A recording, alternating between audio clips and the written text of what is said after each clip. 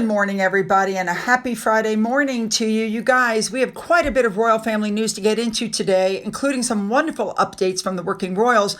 But the big story is I saw some pictures of Chelsy Davy and her life today, and one thing really struck me. She has the life that Harry said he wanted. So I really wonder if she dodged a bullet. So we're going to get into all of that, plus the royal family news. Let's jump in. Let's get started. Let's go. All right, we are starting off with Princess Catherine, who's preparing for a big milestone since her return to royal duties. According to new reports, the Princess of Wales is expected to join Prince William in India this November for the 2026 Earthshot Prize. Kensington Palace has not yet confirmed it, but if Catherine does attend, it'll be significant. It's her first appearance at the Earthshot Prize since Boston of 2022. Catherine did not travel to Singapore for the 2023 or Cape Town 2024 or Rio de Janeiro for the 2025 Earthshot Prizes, and those absences came as she stepped back following her cancer diagnosis and treatment.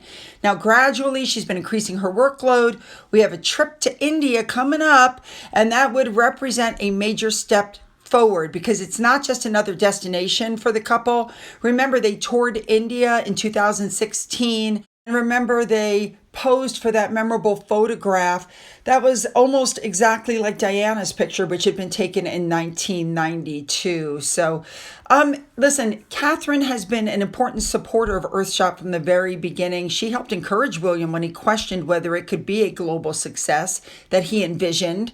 And that tells you something important about William and Princess Catherine. Their roles may be different and they have their own individual projects, but on the issues that matter most to them, they frequently work together.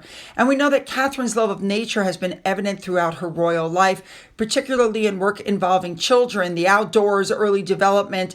So it's the same thing with Earthshot, outdoors, nature, preserving the planet. So in a lot of areas, William and Catherine's passions collide. I absolutely love that, and I really hope she goes. And next up, we got Prince George. He's going to be heading off to Eton College, his secondary school, following Prince William, and preparations are already underway for the arrival of what will be the most high-profile student Eton has ever had. No picture signs, no photography signs have appeared around the school grounds, on fences, along signs that you have to remain on public footpaths. Well, this isn't the first time they've had somebody famous. We know that William went there. We know Harry went there, but George is different. He's second in line to the throne. He's going to be king. So they're trying to protect his privacy, which I totally understand. And since 2024, just as an FYI, first-year students at Eton are not permitted to have smartphones. Instead, they're provided with basic brick phones that allow them to call and text their families without the unrestricted internet access. Now, for George, that's not much of an adjustment because William and Catherine haven't allowed him to have a smartphone either. And William admitted this is becoming something of a tense subject at home. But William explained that the concern really isn't about the phone itself. It's the unrestricted access to the internet and the things that George could be exposed to online. You know, like the way his uncle is trying to burn down the monarchy before he has a chance to become king.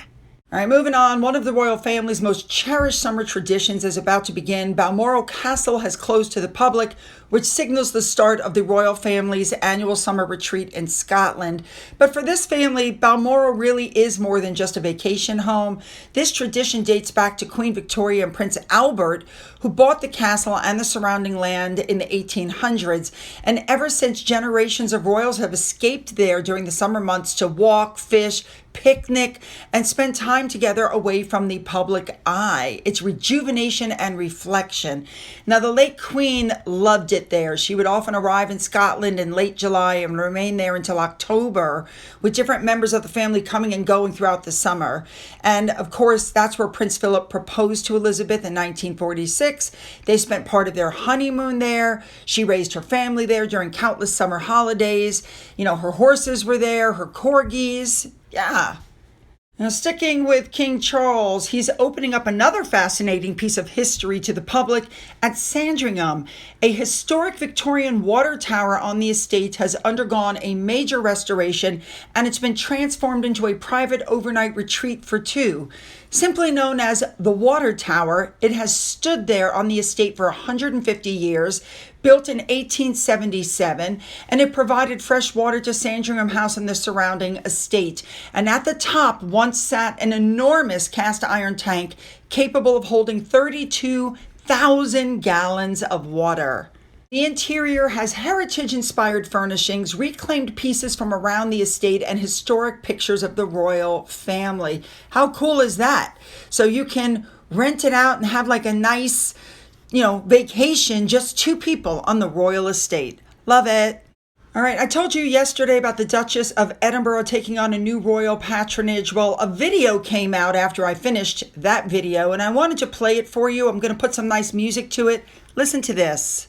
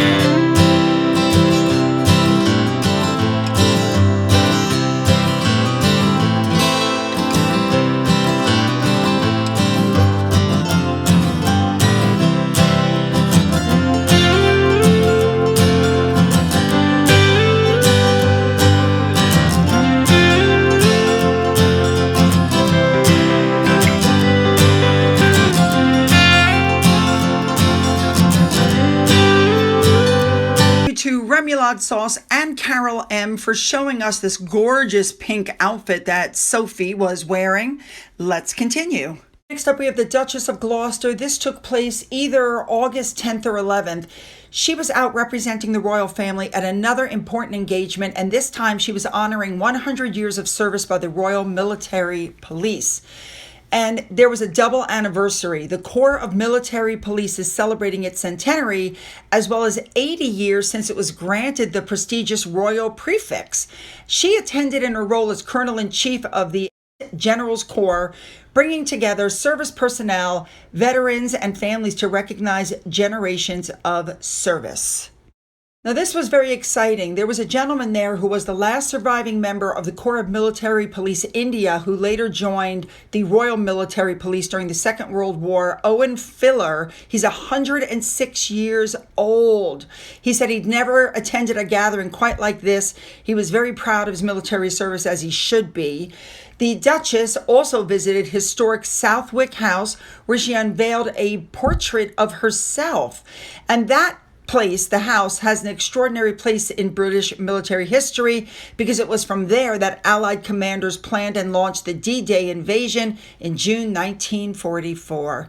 Well done. Let's move on to Zara Tindall. I told you she was going to Germany. She arrived. She wasn't alone, though. The British Royal Mews appeared alongside their counterparts from the Netherlands and Denmark in a fabulous celebration of European equestrian history.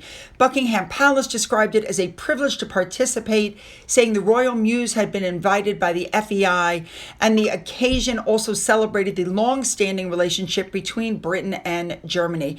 I've told you before, this is the most prestigious competitors in international equestrian sport.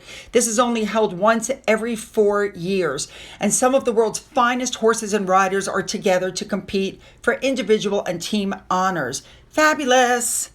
All right, I'm going to touch on this. Andrew, It's come out that he believes the royal family is making a mistake by leaving him on the sidelines and he wants a role again. Apparently, he's becoming very frustrated with his isolation from royal life. He believes the royal family is wasting his expertise. And Andrew is apparently angry about being excluded from royal gatherings and what was described as the family's big picture discussions. He apparently still thinks he can be an asset to the monarchy. Now, that is really an extraordinary position to take, considering everything that's happened.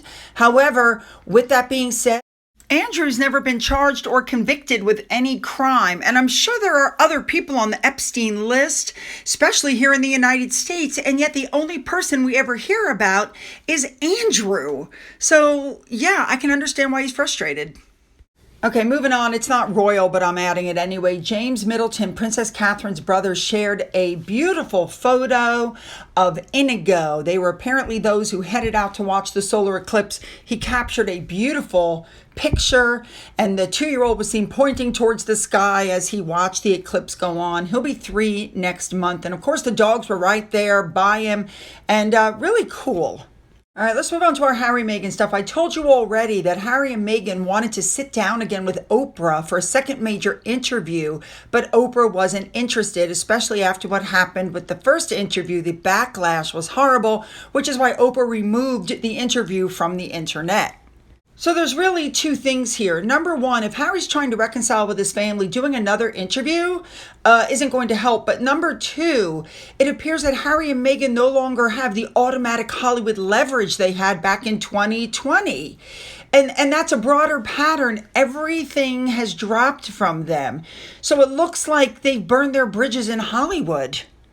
All right, moving on. Apparently, there's a lot of commentary regarding Meghan Markle, and it centers on how public statements and reports from her, because she's constantly moaning, are affecting Harry's ongoing relationship and potential reconciliation efforts with his dad. We already know this. Harry wants to go home, but the media narratives, the interviews, the leaked details surrounding the 2 of them complicate familial discussions, and speculation has led to more problems. So Meghan, we know Harry wants to go back. We know Meghan doesn't. I personally feel, just my personal opinion, that she's sabotaging everything. That's my thoughts. And that brings up the next question. Since Harry's popularity has fallen since he and Meghan left royal duties, he's trying to win back some support, because in late 2019, he was at 72% of favorability. By January of 2023, it was 24%. Now it's risen to 30% since the last time he went over there, but it's still low. So the question is, can Harry, rebuild his popularity? Will the UK ever take him back? That's the question. All right, moving on to, as ever, Meghan just put up a post. I can see the amount of effort she's putting into her advertising. Can't you? My son at the age of 5 could have taken pictures like this. Give me a break. Guys, we're going to get into what I consider to be the big story of today. Prince Harry's former girlfriend, Chelsy Davy, gave a rare glimpse into the very different life she's built since her years in the royal spotlight. We know that she dated Harry on and off for 7 years. She now lives semi-full-time on an island with her husband and their 3 young children. And she recently shared a video, "A Day in My Life." You know what? I'm just going to put some beautiful music to this, and I want you to watch this, and then we'll come back to the story.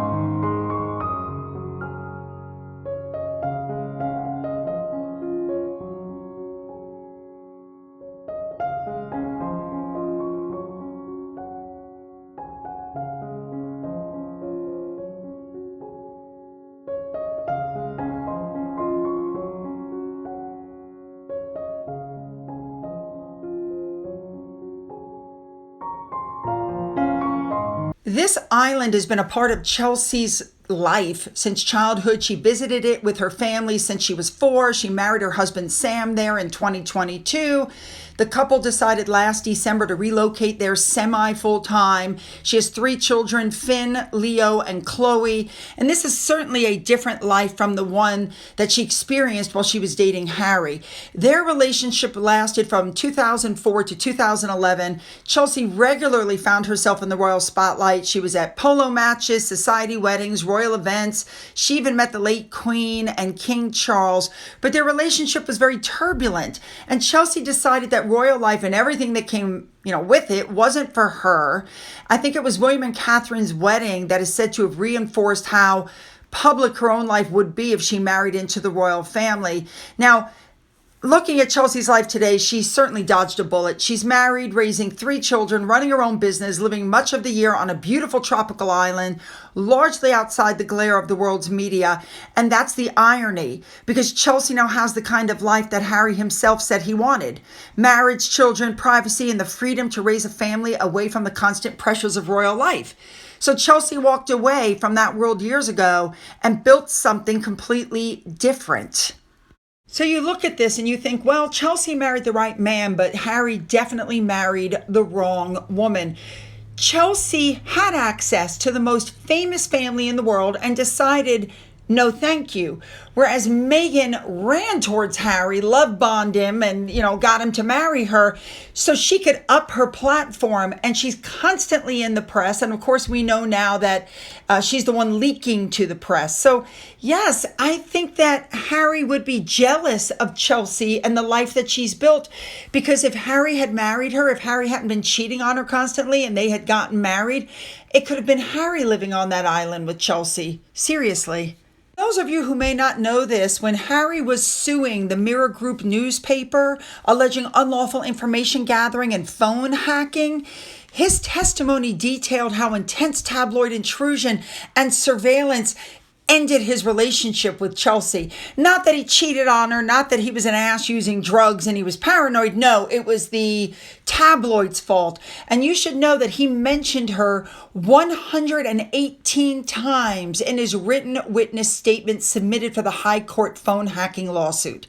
So that tells you, or at least I believe, that means that Chelsy was actually the love of Harry's life and he blew it. I have absolutely no doubt whatsoever that Harry is on Instagram watching the reel that Chelsy put up thinking, what have I done? His life could have been so different if he hadn't screwed it up. So looking at Chelsy's life now, the irony is really hard to miss, isn't it? She walked away from the spotlight because she wanted privacy, and she ended up with a quiet family life, while Harry has spent years telling us what he wanted, and he does not have it thanks to his wife. So what do you think? Did Chelsy dodge a bullet, or did these two simply end up with the lives that suited them best? I don't think so. Well, for her, yes. For him, no. As always, I hope you enjoyed catching up with the royal family. You know what to do. Put those comments down, make them good. Don't forget to hit the like and the subscribe button and the bell for all notifications. Then go down into the description box where you'll find the link to my Twitter, my Gettr, my Rumble, my email, a link to my father's book, which remains up for sale on Amazon, a link to my Amazon wishlist, as well as a physical address. For those of you who have donated to my coffee fund, thank you so much. And as always, you guys, have a great day.